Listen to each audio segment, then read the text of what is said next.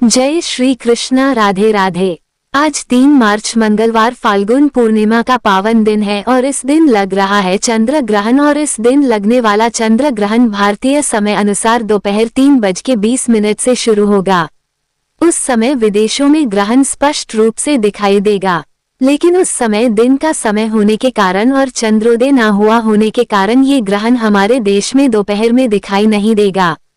भारत में ये ग्रहण तब दिखाई देना शुरू होगा जब सूर्यास्त के बाद चंद्रमा उदित होगा। फाल्गुन पूर्णिमा के दिन लगभग शाम 6:30 पर चंद्रोदय होगा। शहरों के अनुसार समय थोड़ा अलग हो सकता है, जबकि ग्रहण का समापन अर्थात मोक्ष काल शाम 6:47 पर होगा। यानी कि चंद्रोदय से लेकर ग्रहण की समाप्ति तक केवल कुछ ही मिनटों के लिए ये ग्रहण हमारे देश भारत पर दिखाई देगा, और वो भी तब जब ग्रहण अपने अंतिम चरण में होगा, यानी कि गृहस्थ काल में ये ग्रहण दिखाई देगा। हिंदू धार्मिक शास्त्रों के अनुसार अगर ग्रहण किसी स्थान पर दिखाई देता है तो वहाँ सूतक काल मान्य होता है, क्योंकि यह ग्रहण भारत में भी दिखाई देगा। भले ही अंतिम चरण में दिखाई दे रहा है, इसलिए भी इसका सूतक हमारे देश में मान्य रहेगा और चंद्र ग्रहण का सूतक काल ग्रहण से लगभग 9 घंटे पहले शुरू हो जाता है। इसलिए दोपहर 3:20 पर ग्रहण आरंभ होने से लगभग 9 घंटे पहले यानी प्रातः काल 6:20 से ही ग्रहण का सूतक काल प्रभावी माना जाएगा, और इस दौरान गर्भवती महिलाओं को विशेष सावधानियां बरतने की सलाह दी जाती है। जैसे कि ग्रहण की कुल अवस्था में जो भी ग्रहण का अंतिम चरण हो उस समय में भी ग्रहण के भीतर ही रहने की सलाह दी जाती है। चंद्रमा को सीधे ना देखें। किसी भी प्रकार की काट छांट, चाहे सब्जी काटना हो, सिलाई करना हो, सुई धागे का प्रयोग हो, करने से बचें। तेज धार वाली वस्तुओं का प्रयोग ना करें। नाखून, बाल इत्यादि इस दौरान ना काटें। बैठकर आप मानसिक रूप से किसी मंत्र का जाप कर सकते हैं।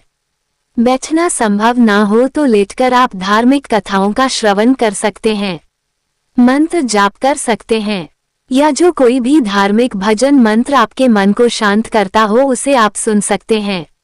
तनाव से दूर रहने की इस समय सलाह दी जाती है। गर्भवती महिलाओं को अपने पास तुलसी पत्र, गंगाजल या फिर कुशा अवश्य रखनी चाहिए। ऐसी मान्यता है कि इन पवित्र वस्तुओं के पास रहने से आसपास नेगेटिविटी यानी नकारात्मक ऊर्जा नहीं आती और सकारात्मक ऊर्जा बनी रहती है। ग्रहण या सूतक काल के दौरान क्या नहीं करना चाहिए?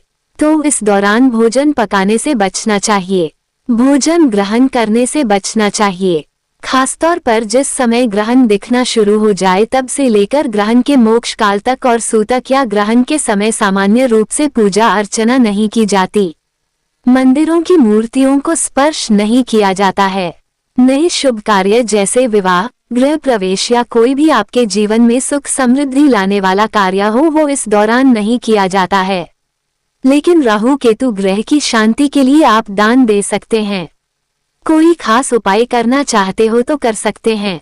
और पितृ संबंधी तर्पण, श्राद्ध या दान आदि कार्य सूतक या ग्रहण के समय करने से 7 पीढ़ियों के पितर तृप्त हो जाते हैं। और ग्रहण के दौरान झगड़ा या नकारात्मक बातें करने से बचना चाहिए। अधिक से अधिक मौन रहने का प्रयास करना चाहिए। सूतक लगने से पहले भोजन में तुलसी पत्ते या कुशा डालने की परंपरा है, जिससे रखा हुआ भोजन दूषित होने से बच जाता है और फिर उसका सेवन किया जा सकता है। मंत्र जाप ग्रहण काल के दौरान करते रहें। खासतौर पर महामृत्युंजय मंत्र या श्री विष्णु भगवान के या कृष्ण भगवान के मंत्र, चंद्र देवता के मंत्र, भगवत गीता, रामायण या धार्मिक ग्रंथों का पाठ इस दौरान किया जा सकता है। जरूरतमंदों के लिए दान का संकल्प लेकर दान की सामग्री आप दे सकते हैं। नहीं तो ग्रहण काल या सूतक काल में जो भी दान की सामग्री है उसे खुद से या परिवारजनों से स्पर्श कराकर रख दीजिए, और ग्रहण की समाप्ति के बाद जो भी जरूरतमंद व्यक्ति हो उसे आप दान में दे सकते हैं।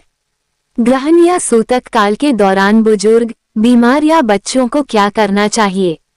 तो धार्मिक शास्त्रों में कहा गया है कि जितने भी कठोर नियम बनाए गए हैं सूतक या ग्रहण संबंधी, उन सभी में रोगी, वृद्ध या बालक इन सब को छूट होती है, यानी कि इनके लिए यह नियम इतने प्रभावी नहीं होते हैं, और यदि आवश्यक हो तो ग्रहण सूतक काल में हल्का भोजन ये लोग कर सकते हैं।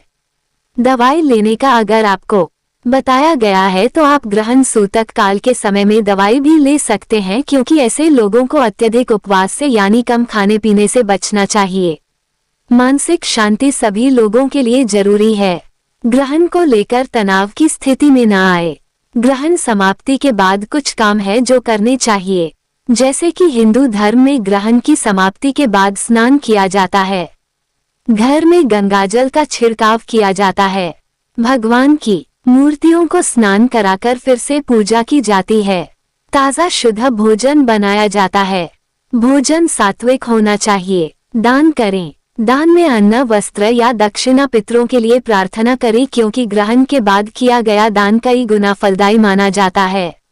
हो सके तो ताजे बने हुए भोजन को आप किसी जरूरतमंद व्यक्ति को खिलाएं, और इसके अलावा आप भोजन की कच्ची सामग्री, कच्चा अनाज भी दान में दे सकते हैं।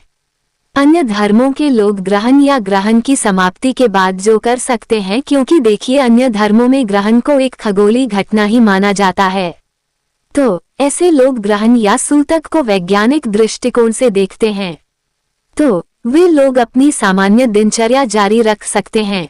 आप चाहे तो इस आकाशीय घटना को देख सकते हैं सुरक्षित तरीके से, क्योंकि हर धर्म में प्रकृति की घटनाओं को अलग अलग दृष्टि से देखा जाता है। फाल्गुन पूर्णिमा वैसे तो खुद में ही अत्यंत पवित्र दिन है, और यह वही पूर्णिमा है जब भक्त भक्ति, रंग और उल्लास में डूब जाते हैं। चंद्र ग्रहण का ये संयोग हमें आत्मचिंतन, संयम और भक्ति का अवसर देता है। इसलिए इस ग्रहण से डरने की आवश्यकता नहीं है, बल्कि इस समय को आप सकारात्मक ऊर्जा और साधना में बदल सकते हैं, अपने मन को शांत करते हुए और अपने मन को भगवान से जोड़ते हुए। ईश्वर की कृपा से यह ग्रहण आप सभी के जीवन में जो भी नकारात्मकता है उसे दूर करें और आप सभी के जीवन को सकारात्मकता से भर दे। आप सभी के जीवन में इस ग्रहण का कोई भी दुष्प्रभाव ना हो और आप सभी सुखी और स्वस्थ रहें।